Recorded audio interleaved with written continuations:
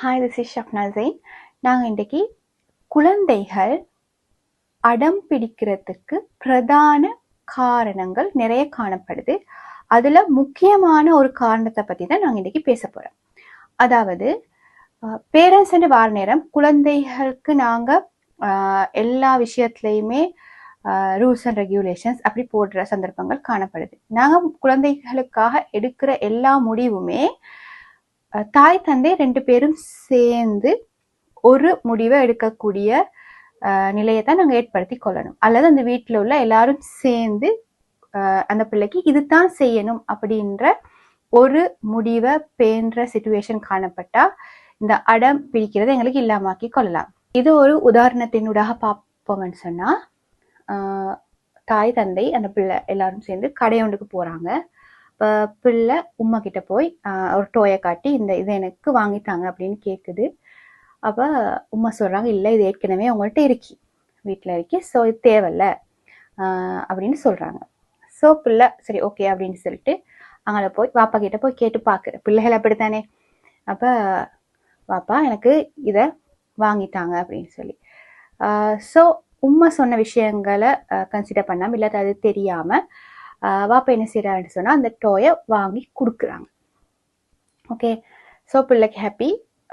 அங்கே பிள்ளை சந்தோஷம் அடைஞ்சாலும் கூட நாங்கள் பிள்ளையோட ஆசையை ஒன்று தான் நிறைவேற்றினோம், அதில் எந்த சந்தேகமும் இல்லை. பட் பிள்ளையோட மைண்டில் ஒன்று பதியும், நான் கேட்டது பிள்ளை இல்லை, ஏன்னா உமா கிட்ட கேட்டு உமா தரையிலான்னு சொன்னதுக்கு வாப்பா எடுத்து தந்துட்டாரு. ஸோ நாங்கள் இப்படி உமா கிட்ட கேட்கறத விட வாப்பா கிட்ட கேட்டா எங்களுக்கு இந்த விஷயங்களை செஞ்சு கொள்ளலாம் என்ற ஒரு முடிவுக்கு வரும். அது முதலாவது. அடுத்தது, என்னதான் எங்கள்கிட்ட அந்த விளையாட்டு பொருள் இருந்தாலும் திரும்ப திரும்ப நான் அதை கேட்டா எனக்கு எடுத்துக்கொள்ளலாம். அது வேணாம் என்ற முடிவுக்கு வாப்பாவும் உமாவும் சேர்ந்து வரல. ஸோ நான் அதை கேட்டா எப்படி சரி, எனக்கு அதை அடைஞ்சு கொள்ற வழி இருக்கி அப்படின்ற ஒரு முடிவுக்கு பிள்ளை வரும். ஸோ இதை பயன்படுத்தி இந்த மைண்ட் செட்டோட பிள்ளை எல்லா சந்தர்ப்பங்களிலும் முதல்ல உமா கிட்ட பற்றி கேட்டு பார்க்கும். உமா நோ சொன்னா வாப்பா கிட்ட போய் கேட்டு பார்க்கும். வாப்பாவும் நோ சொன்னா என்ன செய்யும்டா, திரும்ப அது கேட்கும். நோமலா கேட்டு பார்க்கும், அழுது கேட்கும், அப்புறம் அடம் பிடிக்கும். இதெல்லாம் நடக்கும். ஏன்னு சொன்னா பிள்ளைக்கு நாங்க ஏற்கனவே ஒரு வேலை செஞ்சுட்டோம். என்னது, 2 பேரும் சேர்ந்து முடிவெடுக்காம உமா நோ சொன்னதை வாப்பா செஞ்சிட்டாரு. ஸோ அந்த பிள்ளையோட மைண்ட்ல நான் கேட்டா அதை கொஞ்சம் ட்ரை பண்ணி கேட்டா என்னால எடுத்துக்கொள்ளலாம் என்ற விஷயம் பதிஞ்சிருக்கும். ஸோ பிள்ளை அடம் பிடிக்க ஆரம்பிக்கும். இதுதான் அந்த பேஸ் லைன்.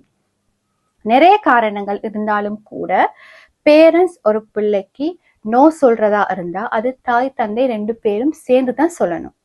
2 பேரும் ஒத்துழைச்சு அந்த விஷயத்த பிள்ளைக்கு சொன்னா மட்டும்தான் பிள்ளை அதுல இருந்து விலகும். அப்படி இல்லாட்டி நாங்க ஒருத்தர் இல்லைன்னு சொல்லி ஒருத்தர் அதை செஞ்சோம்னு சொன்னா பிள்ளையும் கன்ஃபியூஸ் ஆகும். பிள்ளை அதை தார நபர்கிட்ட அதை கேட்கும். அப்படி இல்லாட்டி அடம் பிடிச்சு சரி அதை பெற்றுக்கொள்ள முயற்சிக்கும். பிள்ளைகள் என்ற அகல் உண்மையாவே சரியான சென்சிட்டிவான நபர்கள். அவங்க டக்குன்னு ஒரு விஷயத்த படிச்சு கொள்ற நிலைமையும் காணப்படுது. ஸோ நாங்கள் பிள்ளைகளுக்கு கைட் பண்ற நேரம் ஆஸ் அ பேரண்ட்ஸ் சேர்ந்து முடிவுகள் எடுத்து நடைமுறைப்படுத்துறதுக்கு முயற்சிக்கணும். இதே நீங்க கூட்டு குடும்பமாக இருந்தால் இது கொஞ்சம் கஷ்டம் நடைமுறைப்படுத்த ஆஃப்கோர்ஸ்.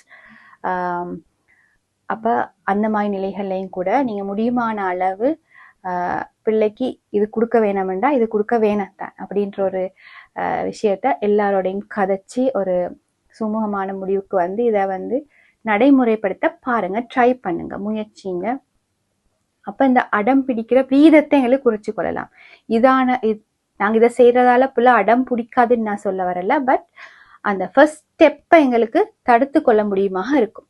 ஸோ இந்த வீடியோ பிரயோசனமாக இருந்திருக்குமென்னு நம்புறேன். Thank you so much.